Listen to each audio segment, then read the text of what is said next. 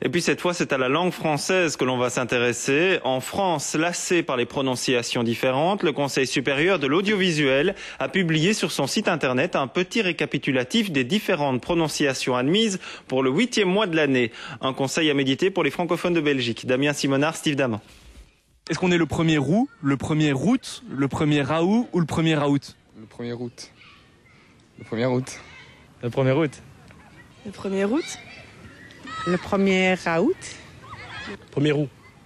1er août quoi, parce que je vais au Zout là maintenant en voiture. Et on part maintenant en voiture directement à Knock, le Zout. Donc pour moi c'est le 1er août quoi. Pour comprendre d'où vient la prononciation du 8e mois de l'année, il faut revenir à l'étymologie du mot.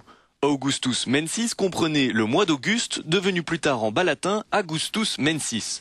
En français, le mois d'août suscite 3, voire 4 prononciations différentes. On peut faire entendre le A initial et on peut faire entendre le T final. Donc le mois d'août, le mois d'août ou le mois d'août. Mais aujourd'hui, il n'y a plus qu'une prononciation recommandée, c'est celle la plus simple, c'est simplement ou.